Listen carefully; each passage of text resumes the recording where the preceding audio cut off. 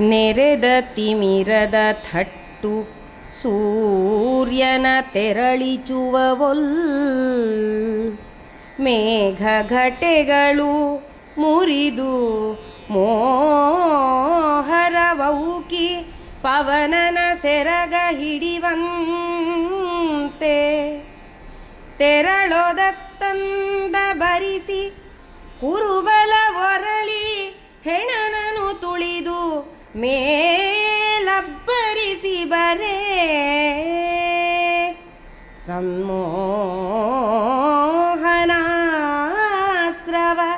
ಹೂಡಿದನು ಪಾರ್ಥ. ಬಾಣಗಳು ಎದೆಯನ್ನು ಸೀಳಿದ ಕಾರಣ ರಕ್ತ ಚಿಮ್ಮುವುದಕ್ಕೆ ಮುಂದಾಗುತ್ತದೆ.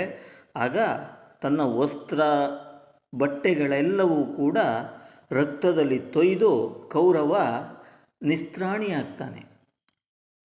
ಸಾರಥಿಗೆ ಸನ್ನೆ ಮಾಡಿ ಸಾರಥಿ ಸೂಚನೆಯನ್ನರಿತು ರಥವನ್ನು ಬೇರೆ ಕಡೆಗೆ ಕೊಂಡೊಯ್ಯುವುದಕ್ಕೆ ಮುಂದಾಗ್ತಾನೆ. ಆಗ ಕೌರವನನ್ನು ಕುರಿತು ಅರ್ಜುನ, ಓಡಬೇಡ, ಬರೀ ಮಾತುಗಳನ್ನೇ ಆಡ್ತಾ ಇದ್ದೀಯಲ್ಲ, ಈಗ ಯುದ್ಧಕ್ಕೆ ಬೆನ್ನು ತೋರಿಸುವುದು ಯಾವ ನ್ಯಾಯ, ಯಾವ ಕ್ಷತ್ರಿಯ ಲಕ್ಷಣ?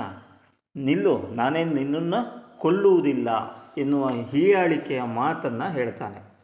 ಈಗ ತನ್ನ ಗೌರವಕ್ಕೆ ಧಕ್ಕೆ ಆಯಿತು ಎನ್ನುವ ಕಾರಣಕ್ಕೆ ಏನೋ ತನ್ನಲ್ಲಿರುವ ಶಕ್ತಿಯನ್ನೆಲ್ಲವನ್ನು ಒಗ್ಗೂಡಿಸಿಕೊಂಡು ಪುನಃ ಯುದ್ಧಕ್ಕೆ ನಿಲ್ತಾನೆ.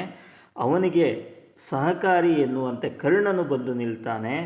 ಆ ಕಡೆಯಿಂದ ಅಶ್ವತ್ಥಾಮ, ಕರ್ಣನ ಮಗನಾದಂತಹ ವೃಷಸೇನ, ಜಯದ್ರಥರು, ಇತ್ತ ಕಡೆಯಿಂದ ಭೀಷ್ಮರು, ದ್ರೋಣರು ಎಲ್ಲರೂ ಕೂಡ ಕೌರವನಿಗೆ ಸಹಾಯಕರಾಗಿ ಮುಂದೆ ಬರ್ತಾರೆ. ಮತ್ತೊಂದೆಡೆಯಿಂದ ಬಾಲ್ಹಿಕನು ಕೂಡ, ಭೂರಿಶ್ರವಸನು, ಸುಕೇತನು ಎಲ್ಲರೂ ಹೀಗೆ ಒಬ್ಬೊಬ್ಬರು ಎಲ್ಲರೂ ಬಂದು ಕೂಡ ಕೌರವನಿಗೆ ಆಸರೆಯಾಗಿ ನಿಲ್ತಾರೆ. ಇದು ಹೇಗಾಯಿತು ಕೇಳಿದರೆ, ಸೂರ್ಯನಿಗೆ ಮೋಡಗಳು ಸುತ್ತಲೂ ಆವರಿಸಿ ಕತ್ತಲೆಯನ್ನು ಮಾಡ್ತೇವೆ ಎನ್ನುವ ಭ್ರಮೆಯ ರೀತಿಯಲ್ಲಿ ಸೂರ್ಯನನ್ನು ನುಂಗುವುದಕ್ಕೆ ಹೊರಟಂತಹ ಮೋಡಗಳ ರಾಶಿಯಂತೆ ಕಂಡುಬರ್ತದೆ. ಆದರೆ ಅದೆಲ್ಲವುದರಿಂದಲೂ ಕೂಡ ಕತ್ತಲೆ ಬರಲಿಕ್ಕೆ ಸಾಧ್ಯ ಇಲ್ಲ. ಸೂರ್ಯನೇ ಮುಳುಗಬೇಕು. ಸೂರ್ಯ ಅಸ್ತಮಾನನಾಗಿ ಉದಯಿಸುವವರೆಗೆ ಮಾತ್ರವೇ ಕತ್ತಲೆ ಆಗಲಿಕ್ಕೆ ಸಾಧ್ಯ ಎನ್ನುವುದನ್ನು ನಾವು ಅರಿತೇವೆ. ಅಂತಹ ಪ್ರಯತ್ನಕ್ಕೆ ಮೋಡಗಳ ಓಪಾದಿಯಲ್ಲಿ ಈ ಸೇನೆ ಕೌರವನ ಸಹಿತವಾಗಿ ಅರ್ಜುನನನ್ನು ಎದುರಿಸುವುದಕ್ಕೆ ಬಂದು ನಿಂತಾಗ ಅರ್ಜುನನು ಒಂದು ಅಸ್ತ್ರವನ್ನು ತೆಗಿತಾನೆ. ಅದೇ ಸಂಮೋಹನಾಸ್ತ್ರ. ಆ ಸಂಮೋಹನಾಸ್ತ್ರವನ್ನು ಹೂಡಿ ಬಾಣವನ್ನು ಬಿಡ್ತಾನೆ. ಬಿಲು ಸೆಳೆಯೇ ಕೈದುಗಳು ಕೈಯಿಂಚಲಿಸಲು ಒಬ್ಬರನೊಬ್ಬರತ್ತಲು ಮಲಗಿ ಬೆಂಬತ್ತಳಿಕೆ ಬದಿಯೊಳಗಡಸಿ ತೋಳುಗಳ ತಲೆಯೊಳಾನಿಸಿ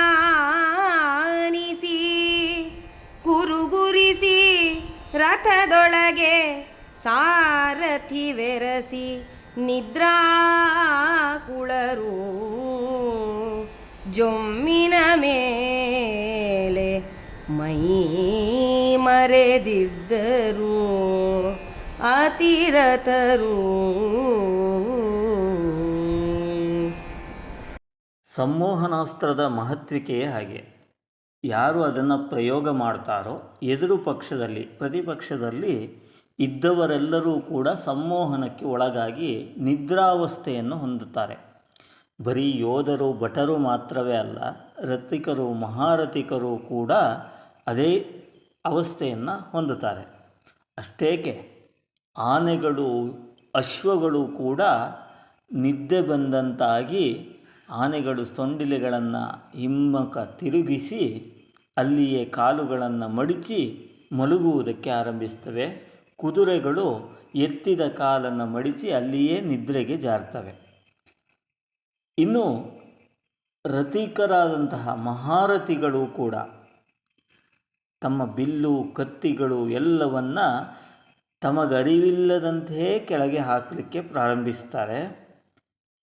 ಅವರು ಇದ್ದ ಜಾಗದಲ್ಲಿಯೇ, ರಥಿಕರಾದವರು ರಥದಲ್ಲಿಯೇ ತಾವು ನಿದ್ದೆಗೆ ಜಾರಿಕೊಳ್ತಾ ಯಾವ ತೋಳುಗಳಿಂದ ಹೋರಾಟವನ್ನು ಮಾಡಬೇಕಿತ್ತೋ ಆ ತೋಳುಗಳನ್ನೇ ತಲೆದಿಂಬಾಗಿಸಿಕೊಂಡು ಗುರುಗುರು ಶಬ್ದವನ್ನು ಮಾಡುತ್ತಾ ರಥದೊಳಗೆ ತನ್ನ ಸಾರಥಿ ಹೇಗೆ ಮಲಗುತ್ತಾನೋ ಹಾಗೆ ಇವರು ಕೂಡ ಮಲಗಿ ನಿದ್ರಾವಸ್ಥೆಯಲ್ಲಿ ರಥಿಗಳು ಅತಿರಥ ಮಹಾರಥಗಳು ಮೈಮರೆತು ನಿದ್ರಾದೇವಿಗೆ ಶರಣಾಗುತ್ತಾರೆ.